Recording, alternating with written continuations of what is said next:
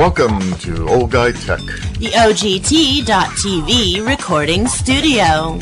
Technology for the rest of us.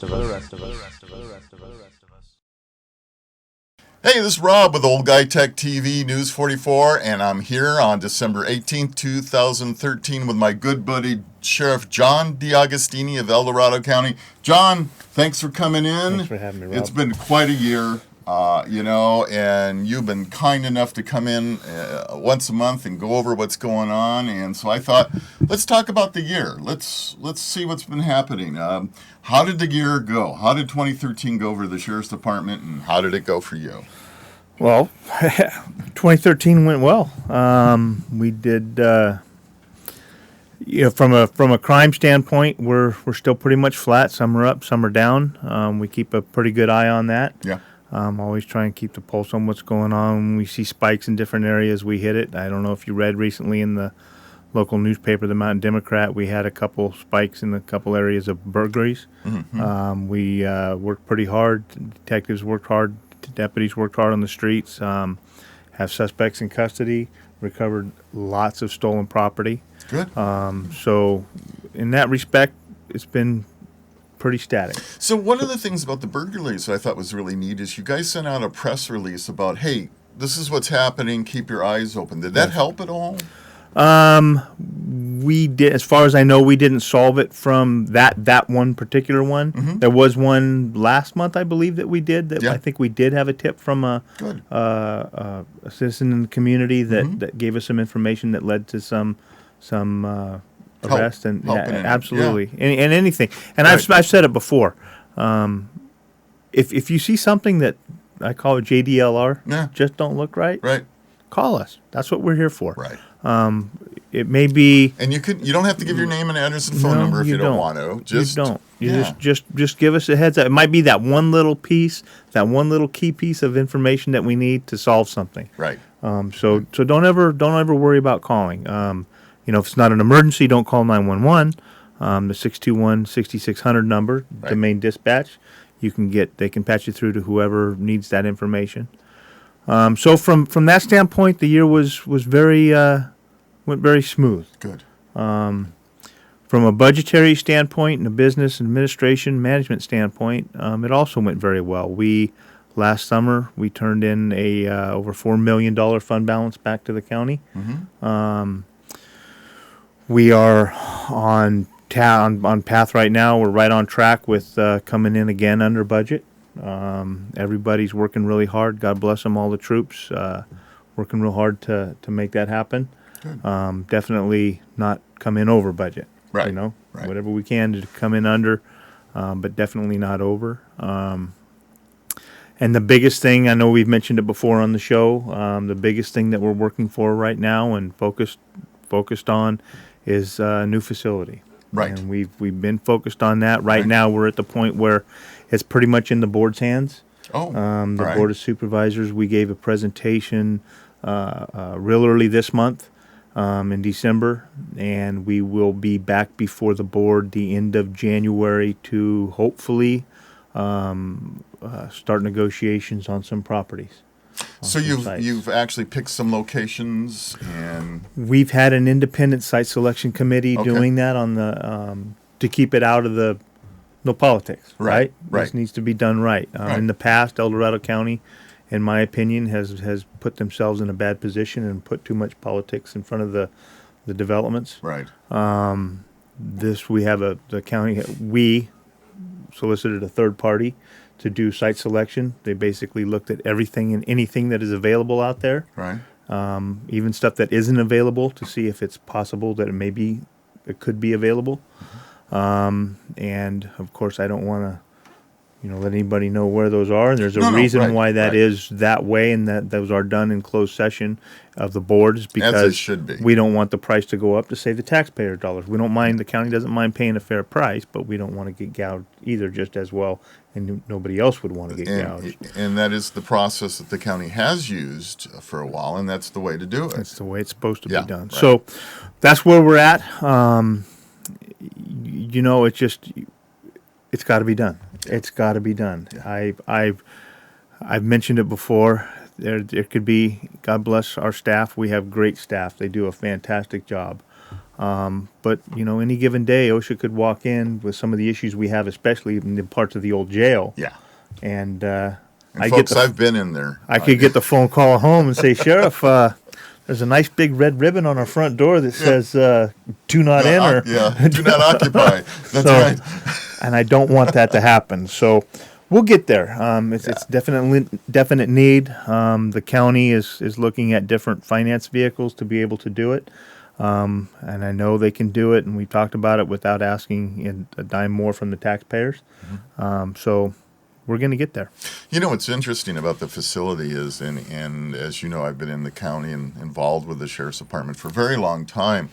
And this facility situation has been going, it actually started with Dick Pacilio identifying the fact that, hey, you guys, we need to start looking at something. So we're going back, 20 more years? Something? Since 1986 was the first thing that we can show documentation that there was a concerted effort to plan for a new facility. Yeah. That's a Headquarters. long planning That's a long cycle. time. There's been we can document over, I think it's $1.5 million that have already been spent in prior years. Oh boy. That just wasted, pretty much wasted. Yeah. I won't say wasted because we did use those statistics in numbers, but still it didn't go anywhere. Right. So those were wasted tax dollars.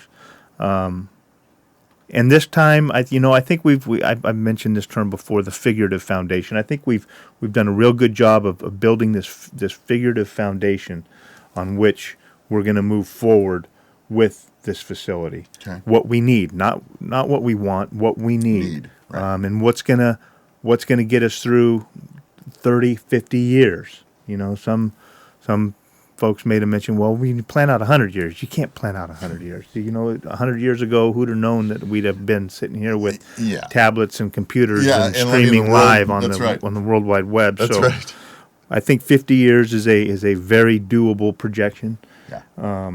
I think that's reasonable. Yeah, with the construction methods and techniques that we have today and what we can plan for expansion and things down the road. But we'll get there.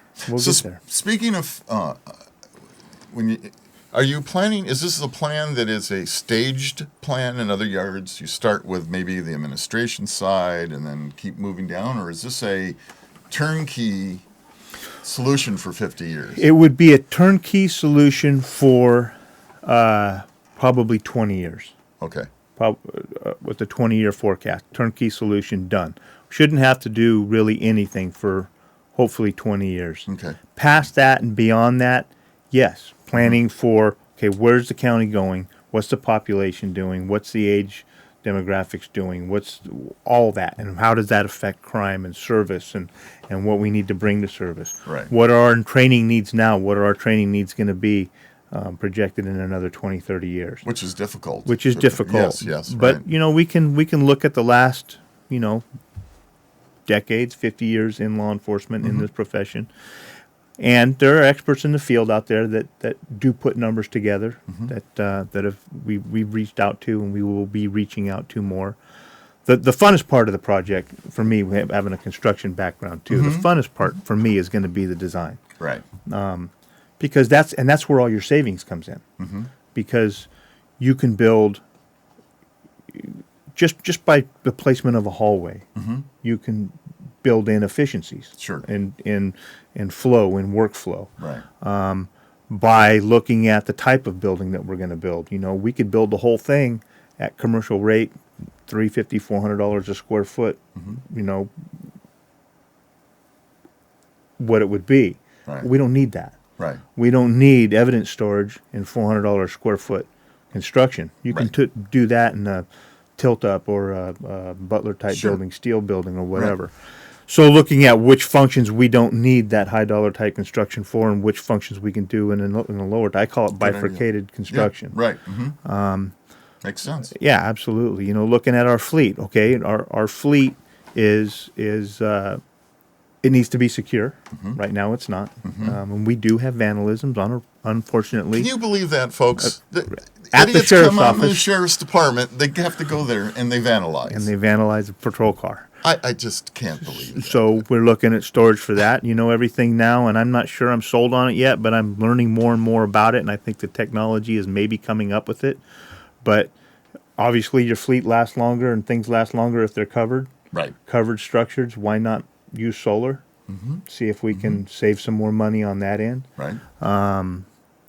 It's everything. It was simple as yesterday. I was talking with one of my sergeants, and they in the wintertime, I mean, they bundle up. They're out in the street all the Right. time, right? Right. Well, they come into the office.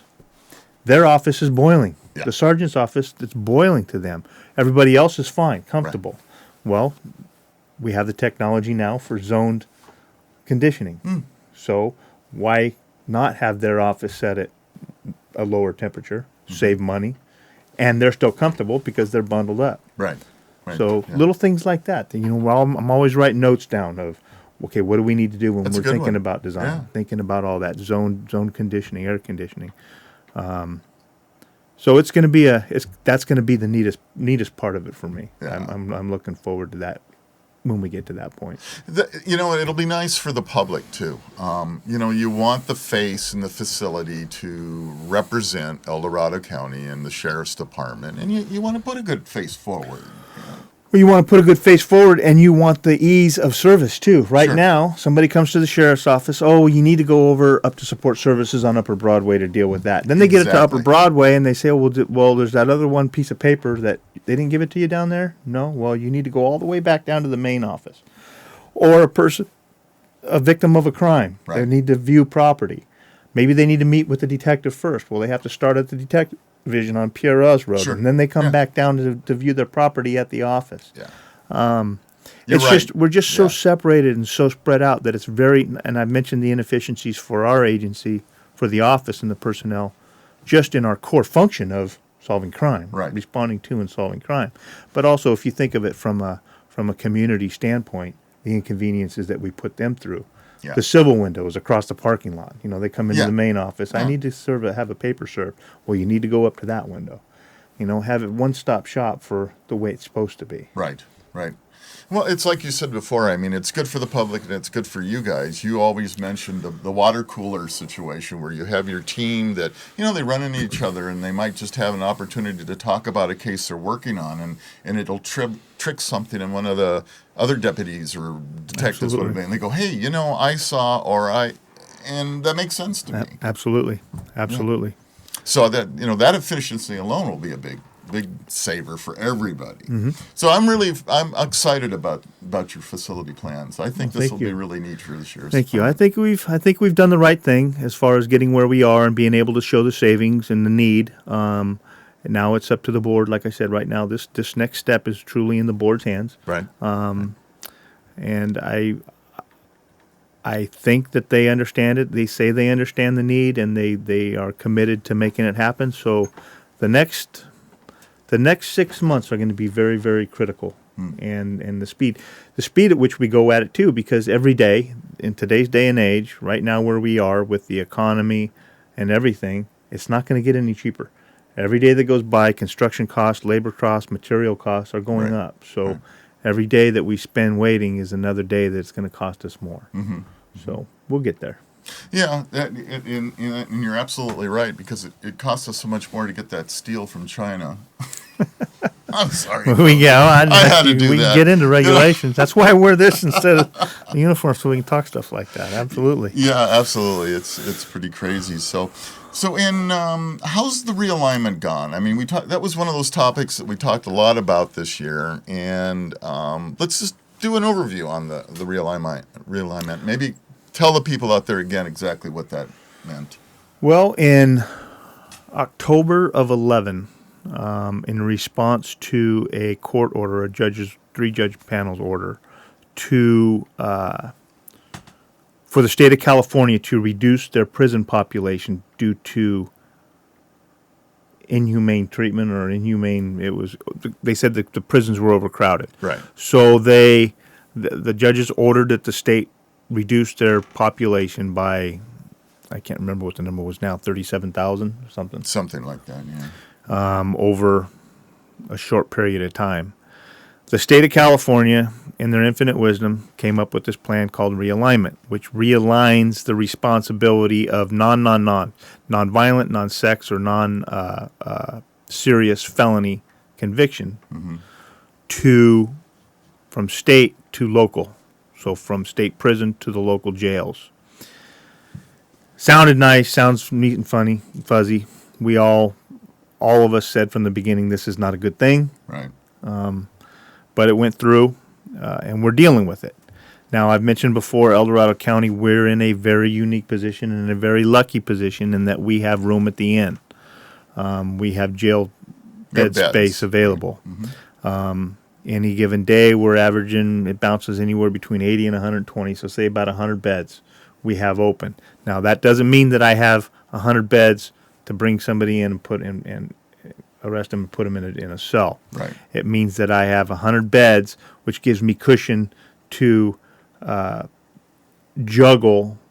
My jail captain calls it the three-dimensional chess game, dealing with classification, because I can't house this knucklehead with that knucklehead, Right. or that knucklehead with that knucklehead. So, And again, you guys may not understand what John's talking about. What happens is you can't put a gang member from MS-13 with a gang member that's over here, and there's all these different things that they have to take into consideration. or somebody convicted of this crime Right. in this cell with somebody who's awaiting trial for another crime. Right. So you have to. It's truly a three. He's right. It's a three-dimensional chess game. It is. So, even though I have 100 beds open, I truly may only have 20 or 30. Right.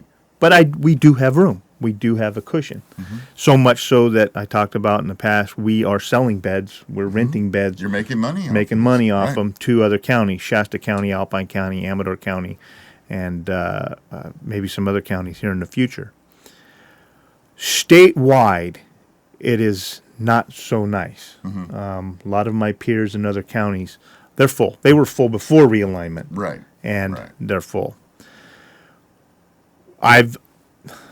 The mantra is from the state is, well, from one side of the aisle is, we can't build our way out of this problem. Yeah, that's what The they're state saying, can't right. build their way out of it. My opinion on that is you don't really have a choice. Yeah. As the population increases, you have more knuckleheads, therefore you need more beds for knuckleheads. Therefore, you have to have beds. There's no other explanation. They just realign the beds from the state to the county. To the local. Yep. So they still have basically more beds. The state doesn't want to build more beds. However, with funding, AB 900 funding, and now a new program called AB 1022 funding, guess what we're doing? We're building beds. Local beds. AB 900 was for jail beds. 1022 is for quote-unquote evidence-based programming beds. So mental health beds, Okay. Right. educational beds, day reporting center beds, things like that, or weekend reporting center beds, things like that. So they are putting more money into it. Now, what's going to hurt us and what the main concern is, and I've said this before too, is the long-term effects of AB 109. Right. And now we're talking about El Dorado County. We have room today, but we have room today based on pre-realignment practices where we didn't have inmates for more than a year, Right. maybe longer depending upon trials, awaiting sentence, things like generally that. it was a year. But if you got convicted of a felony with a sentence of more than a year, you went to state prison. Right. Period. You didn't serve your time locally. We have, I believe the highest sentence we have now is, 11 years in county jail. Wow. We're not set up for this. No. We were never set up for this. So the accumulation effect of these long-term sentences is going to fill our jail up. Also, the unforeseen medical costs is going to have a huge impact on our budgets. Prior to realignment, we had maintenance programs. Somebody had a medical issue, put them on a maintenance program until the release date. They got out, they went and dealt with their own doctors. Now, if you have somebody for 2, 3, 5, 11 years, if they have a liver issue, we got to deal with it. They have a heart issue, we're dealing with it. So our medical costs are going through the roof. Another, and even with Obamacare when they're supposed to be going down. Anyway, and then the other issue is these same attorneys that used to prowl the state prison grounds looking for these lawsuits are now prowling local jails. Yeah. And we're seeing lawsuits throughout the state that are mirroring the same type of issues that the state had dealt with in the past. So, and it's just a myriad of issues. Now, one thing that I believe will work, and I've talked to a few people about this, and it's actually Scott Jones's plan with a twist. Scott Jones, the sheriff of Sacramento County, came up with a plan that, look, if you just take realignment, the funding from realignment to the locals has a growth formula built into it, meaning every year it's a little bit more money, a little bit more money, a little bit more money. If counties would be willing to bite the bullet and give up that growth increase, and the state took that growth increase and built beds, we could build our way out of it. No doubt, the money is there. Right. Where I have twisted it, and where I believe it would work, and where it would gain, for lack of a better term, bipartisan support, is we know roughly 18% of our inmate population, both state and local, have diagnosed, quote-unquote, serious mental illness. We know that. That's a good, solid number. It's been studied. It's been looked at.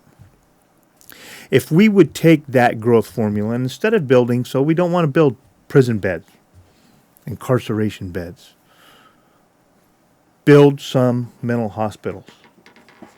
Everybody's, and I agree, we do have a mental health issue in this state, in this nation. Build those mental health beds. Use those dollars to build some good treatment in some good mental health facilities. Right. Get back to what we stopped moving towards in the 80s, in the 70s and the 80s. I believe that would solve our problem. That would take that 18%, which off the top would solve the realignment, would solve the overcrowding issue. It's a big number. Big number. And it would take care of the mental health issue at the same time. So, explain to me the private prison program that's out there. Do you know much about that? I'm really ignorant in that area. And really, I am too. I don't know much about it either. I know that there is it's allowed under the law for facilities only of a certain security level to contract with counties and the state. I'm not sure about the state. I'm pretty sure it's just the counties to house inmates. However, again, as I understand it, and I may be wrong, but as I understand it, it is only a certain security level of inmate, meaning you're not going to put a murderer. You're not going to put a high risk inmate. Right. And what are the costs? If it costs me, the numbers for the El Dorado County Jail is about $115,000 a year per inmate. Okay. But that number is based on the total budget of the jail divided by the total maximum number of inmates we could have in that jail at any given time. That's how you come up with that number. The true cost of housing an inmate, meaning what does it really cost? What does that one person really impact? It's meals. Right? It's not much. It's $3 a day. Okay? And some sundries, things like that we have to provide. But to have the building, to have the lights on, to have the staff, all that is required by law to do what we do, $115,000 a year. Now, if you say, okay, such as we are renting beds to Shasta County, $90 a day. Let's say a private company opens their doors, and a private contractor, and they say we'll do it for $80 a day. Can they do that?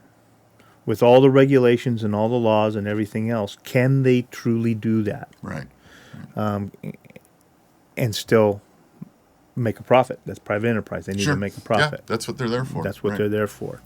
I don't see it. Yeah, if they have to go by the same rules and regulations that I have to go by, Right. It's not a money making business. Yeah. It's not a money making business. Maybe it's staff. Maybe staff isn't as expensive. Well, I don't know. staff is probably not as expensive. However, and you're going to see if this starts getting legs and growing and becoming more of an industry. Right. I'm sure you will see the Correctional Peace Officers Associations throughout this nation Sure. step up and really hit it hard Yeah. with more regulation. Yeah, that's why I couldn't understand it. I mean, the first I was aware of it was recently on another one of my shows, and it was brought up that there are at least two, as my understanding, private prisons in California. And of course, I kind of went, well, how does that work? How can they make money on a prison? And I just, I don't understand. And I don't know. I know that there's one. I believe there's one down in Southern California that is more of a resort than a prison, and a sentenced person can petition to be housed there, but they have to pay for it, and it's not cheap. Interesting. So here we have somebody who may be wealthy that gets thrown in, and they can choose to go to one of these. Yes, as I understand it. Interesting. Mm-hmm. Had no idea. Something to look at. So realignment. We're good so far. We're fantastic. We're great. We're we got way ahead of the curve. We were one of the very few. I think we were one of the only counties that was ahead of the curve and was actually planning and programming. And one of the good things that's come out of this, one of the few good things that have come out of it is realignment. Didn't coin the phrase, but really started using the phrase evidence-based practices. Mm-hmm. What works? What evidence show that works over time? And what it has caused us to do is take a new look and a new approach at how we deal with recidivism in our population, right. our criminal population. Now, prior to realignment, you had, and the best way to explain it is this, you lined up 10 inmates on the wall and you said, okay, you threw all these programs and these programming dollars and these resources, you just threw it all at all of them, and in hopes that one or two of them didn't come back through that door when they got out. What realignment has forced us to do, which is a good thing, is we now use evidence-based practices, and we look at each inmate individually. We look at their socioeconomic background, we look at their work history, we look at their educational background, we look at their family life, we look at their job history, we look at everything. And we say, okay, now we know who you are, and we know who you are, and we know who you are, and all 10 of them. Out of you 10, you 5, we know evidence-based practices tell us that no matter what we do for you, you are always probably going to end up coming back through that door. So we're not going to waste too many resources on you. Right. Maybe we'll try this. Maybe we'll try that. So you go stand over there. So now we got 5. You 3, if we put these type of resources, invest in you, there's a good chance you won't come back. You 2, we know that if we give you this resource for this person, you won't come back. And if we give you these resources, you won't come back. Mm-hmm. So we've just thrown a little bit of money or a lot of money around at everybody, and the same 2 would still not come back. Right. Now we've increased that number to 3 more because we know we can focus specialized programming on those 3, and chances are they won't come back. Right. So that's one of the good things that has come out of it. It's working. The numbers are good. They're proving themselves out, and that's encouraging. Mm-hmm. Mm-hmm. But that's one of the few things. One of the very few. Wow, that's really something. So, all right. So we've covered that. What else do you think for 2013 was big on your list? What did we face? I'm sitting here going, it's been a pretty quiet year. You did a hell of a job, John. It has been. It has been. We're still in culture change. I'm at the agency. I've been in there 3 years. My last year of my first term is next year in 2014. When I came in, it was a big culture shock. I have a very different style of running the agency than prior administrations. I have a different take on accountability, so that the culture change is still ongoing, and it will be for quite some time yet. But we're getting there. I think we are over the hill, so to speak, over the hump, so to speak, and we're coming down the other side. I won't sit here and blow smoke and say that everything's been roses, because it hasn't. We've had our moments, and that's part of the game, and I understand that. You can't make everybody happy. Can't make everybody happy all the time. Right. Don't even try. You do the right things for the right reasons, and as long as you do that, well, then if somebody's upset, I'm very, very sorry, but this is the direction we're going. Sure.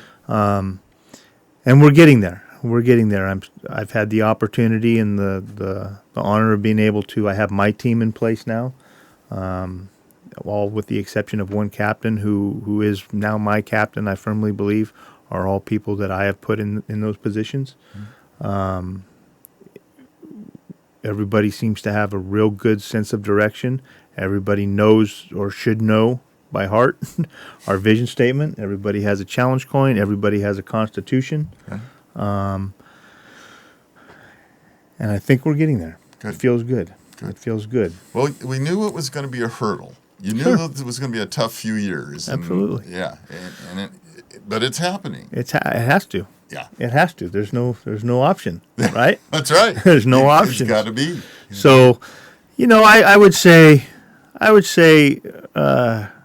we should be where, as an agency, as a culture in an agency, we should be where I want to be. Probably the second year of my second term, if the people so choose to keep me there. And then after that, then it will be our focus will be on, okay, where are we going as an agency for public safety? Right. That's always in our mind, and we're always moving towards that. But we've also had the culture change to deal with at the same time. Sure. But then once I have that culture where I want it, Right.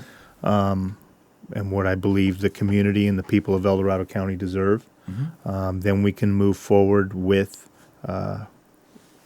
with technology, direction of crime fighting, direction of this, everything, the business, public safety business. That'd be good. One of the things that we early on, and we've talked about this a few times, was the attitude of some of the deputies on the street. And, people are always nervous to a certain degree to deal with law enforcement. And I understand that, it's scary. Some people are they didn't do anything wrong, but when they deal with law enforcement, they get scared. And I know that under previous administrations, sometimes they use that to their advantage more than they should have, shall we say. And it seems to me, talking to some of the people with that have had contact with some of your guys, it's been mostly positive. And so I sit back here and say, that's interesting. What made the difference? Why are some of those deputies out there more approachable than others? What's the culture and the mindset of the deputies out there? Well, I think that one of the biggest changes that came into the agency was my vision statement that I brought in, which was based on the total policing concept that came out of England, of all places. And I've said it here on the show before, and I'll say it again. It's very simple. It's a modern approach to traditional law enforcement values, total enforcement on crime and criminals, total care for victims, witnesses in the community, and total professionalism through training and by example. That's all it is. It's not ever going to be any more than that. You're not going to see a big policy manual written on it. You're not going to see a big study on it. It is what it is. It's very simple. It's common sense. And policy, which we're a policy-driven business. Policy supports that, and always has supported that. Right. So now, with the vision statement and the policies that support it, we hold people accountable. And we want to, when we get into this business, when we start in this business as peace officers, we have that belief in us. We want to serve. Right. We want to do the right thing. We want to, if this happened to my family, how would I want them treated? We know that. We understand that. At some point in time, it changes, and we're the police. Right. We're the police. We're over here. The community's over there. We need to be separate. We need to have a separation, and that's wrong. Right. That's wrong. When it comes to the total enforcement part of the vision of the El Dorado Sheriff's Office's vision statement, sure, it's total enforcement. You step over the line in El Dorado County, you break the law in El Dorado County, we are going to hold you accountable. Right. Simple as that. Right. And maybe that seems arrogant, maybe that seems egotistical or whatever. It is what it is. That's what we're tasked with doing. However, at the same time, we'll treat you with respect. There you go. Up until the point maybe you Well, if you show deserve it. that we need to we need to escalate our Right. force or whatever it is up to combat that. But we will hold you accountable. But at the same time, we can still do that with the involvement, the interaction, the communication, the collaboration, the coordination with the community. We are them. We are the community. You live in the community. You spend Absolutely. your dollars in the community. Your kids go to school in the community. Absolutely. Yes. So absolutely. that's what I mean by culture change. Sure. That of breaking down those barriers that I said I would do when I was running for sheriff, and I believe we're doing it, and we're Right. moving that in the right direction because we are the community. We Yeah. are part. We're all on the same team here. I love to see. It's like watching television, and you watch some of the old cop shows that say, and you get that good old sheriff who knows everybody, and yet is stern. You do something wrong, and you'll pay the price, but at the same time is approachable, is friendly, is part of the community, and I'm starting. Like we said, we're starting to see the changes. Because it seemed to me a lot of it was us against them. And that was the attitude from the moment if you had a minor infraction with your car all the way up to something really terrible. It was always us against them, and the attitude was all of these things. They puffed up their chests, and they'd waddle up there, Well, to use a form.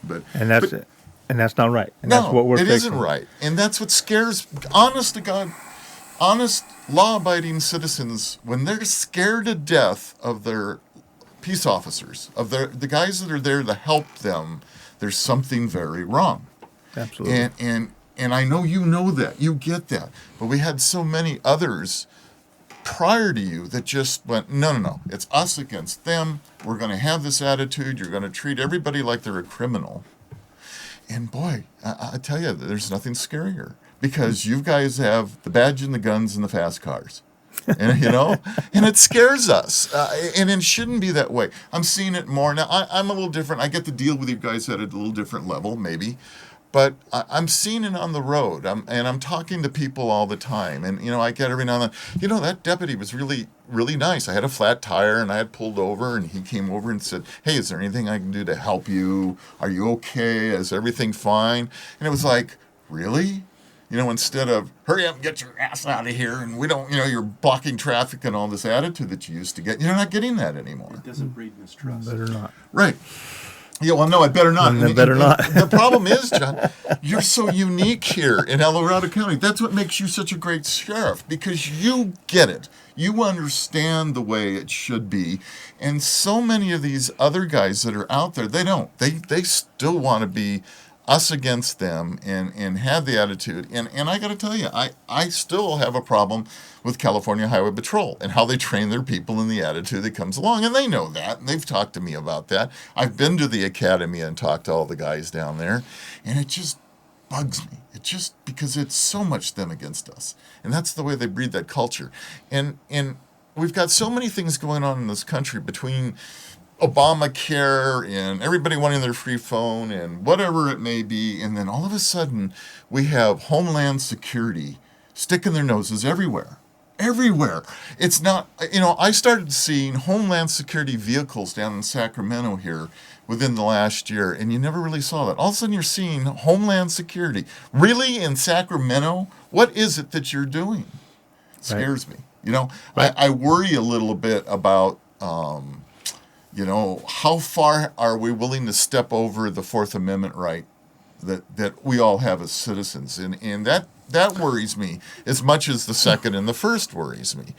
Well, who was it, Jefferson or Madison or whoever said that, or maybe neither one, but somebody said, if those who are willing to give up, and summarize, those who are willing to give up security for freedoms, or give up a little bit of freedom for their security, deserve neither. Right. Benjamin Franklin. Right. Franklin? It might have been Benjamin. But that point is still as valid today as it was 200 years ago. Absolutely. And it just really was something that just worries me. I mean, like I said, I know some retired officers, and even they are coming to me and said, what's Homeland Security doing in some of this stuff? What the heck What do we need them for? Yeah. I mean, we've got all the coverage we need. I mean, so that does bother me. Sometimes I worry about where we're going with these things, And but it bugs me too, and that's why. But we, as a nation, as people, as we've talked about it before, your vote does count. yeah, Stand up, yeah, talk, Absolutely. vote, visit, get the word out. From school boards to supervisors to sheriffs to DAs to Right. assembly persons to senators to the feds. keep talking to everybody. Keep working, because Yeah. we, and I've said this before, a lot of people are worried the direction the country's going. This country will be fine. I firmly believe that. I'm an optimist. I firmly believe that because it's not in our DNA to do anything but. We will get through this with an intact Constitution. I sure hope you're right. We have because to. You have to. I We know. have I to. know. But I mean, how can you not be worried about some of the directions that the federal government's taking and the state government's taking? You look at California. I was reading statistics on California has the honor of being the state that has the most amount of firearm regulations of any state in the country. And those regulations being onerous to the owners. In other words, they would prefer us not to have our firearms. And they're going to that extreme. And it worries me. I mean, we need to... And what has it done? What has it done? Yeah. What good has it done? Nothing. Exactly. Nothing. Because the knuckleheads don't pay attention to the laws anyway, right? No. Criminals don't care They about don't those laws. give a darn. So what we've got is we've got these stupid legislators that say, hey, they can puff up their chest and say, hey, I'm against crime and I'm going to make sure that they don't get guns and all the crap that's going on. But it's all based on emotion, not facts. They take That's it. why we need but we can fix that. We can fix that by who we get in and Yeah. who our voices down there and what we're saying. And once we get somebody that we want down there, stick with them, support them, stay in contact with them. If you're in Sacramento Right. and you're having lunch, see if your assemblyman or your senator or assemblywoman is available for lunch. Go meet them for lunch. Go down. If you've never been to the Capitol, that's your Capitol. Go there, walk the halls, go see them, go visit Right. them. Because, and I don't know if we talked about it on the show, but here's what happens. And I read a book, and it makes a lot of sense to me of how could things be going on down under that Capitol, under that dome, that are happening that it apparently appears that so many people disagree with. When we elect somebody to that office, whether it's assembly person or Senate, they leave us. They go down there Right. when they're in session. Their peer group completely changes. They go from the local coffee shops right. and their neighbors and their friends and everything Right. to lobbyists. Their total peer group has completely changed. Right. Stay with them, support them, stay in contact with them to lessen that impact because it's real. Yeah, it is. Some of it just amazes me what happens once you get that. Hey, I am now an assemblyman, or I am now a state senator, or whatever it may be. Even our own United States senators in this state. How do we keep re-electing these heads. I got to be careful. I don't want to knock on my door. But Feinstein and Boxer just have to go away. You know? And so you guys out there, you know where I stand on that. And all right, give me a call. Tell me I'm wrong. I dare you. Call 621-1210. Call. Let's talk to John here. So let's talk about a little bit about you. You're running for your next term. Yes, sir. How are we doing? What are we doing? What can we do to help? Well, how are we doing? We're doing good so far. I do not have an opponent, at least that I know of. Nobody has been out beating the brush, going to events, campaigning, so to speak. And if they were going to be a viable opponent, that they should be doing that now. You would think. So that's a good thing for me. That's a good thing. There's no wood here. I got to knock on wood. That's right. Where we are fundraising because one could come out of the woodwork anytime. Sure. I still need to be able to get my message out to the voters, and I believe even if I'm running unopposed, I would still like to have enough money in my campaign account to be able to get information out to the people, all the people of El Dorado County, right, on who I am, what I've done so far, and where we're going. Right. Because I can't get to every door. No, and we it's talked about impossible. that. Right. I can't do it. You can't do it. So we are fundraising, and where we're going, my platform has stayed the same. Our vision statement for the sheriff's office is kind of epitomizes that. Mm-hmm. And I enjoy my job. Every day's a new adventure. When I get there every morning, there's usually a new little fire on my desk that I love putting out fires. Sure. I got a great staff. We got some really good momentum going. And I want to continue. I want to continue doing this. I enjoy it. Well, we want you to continue doing this. Well, thank you. Folks, I have seen nothing but incredible changes in John's department. Again, like I said, I go way back. I've been dealing with administrations at that department for a long time. And I can't thank you enough, for helping out Old Guy Tech TV, coming every month, and let's talk about it. Hopefully it's helped you a little bit, too, that the people get to see you. And Well, it gives me an opportunity when there's issues and talk about issues, current events, and things that are happening, and people can hear it from the horse's mouth. Exactly. Where we are, where I'm Exactly. going, what my opinions are. Maybe not everybody agrees with me. Maybe they do. I don't know. Well, we you talked can't earlier. I'm not going to please everybody You're not all the gonna time. do it, right. I do what I believe is the right thing for the right reasons. Yeah. Obviously, some decisions are much more difficult than other decisions that I make. But I can assure you that I treat every decision as serious. That's pretty much what my job is. I make decisions. That's right.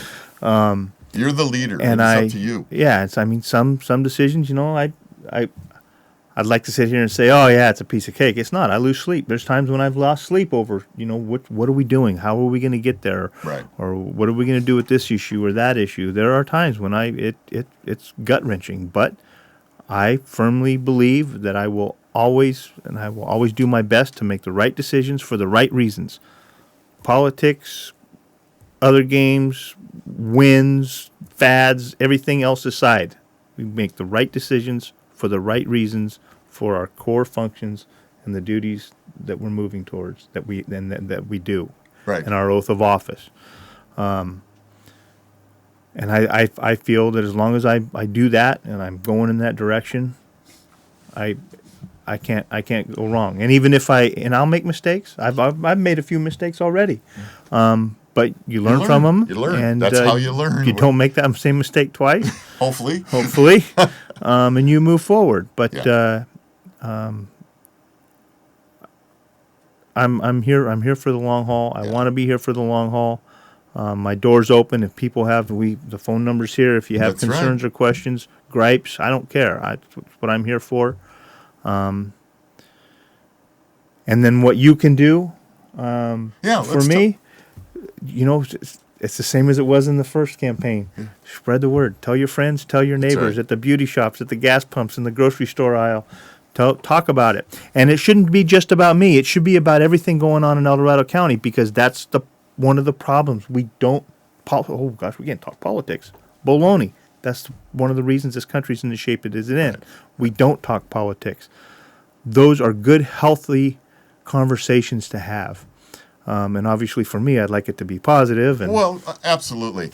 And I'm a little disappointed we didn't get any calls today, but I really just want the people to know that I have never, in my 60 years, met a man as dedicated, as sincere, and as open door policy as John DiAgostini. Thank you. And you know, I try not to take a position in these shows, but I have decided that as old as I am now, I'm going to support you 100%. And I want my folks that are watching this to understand I don't take this lightly. I'm not just throwing it. John hasn't given me any money here, folks. Let's put it this way.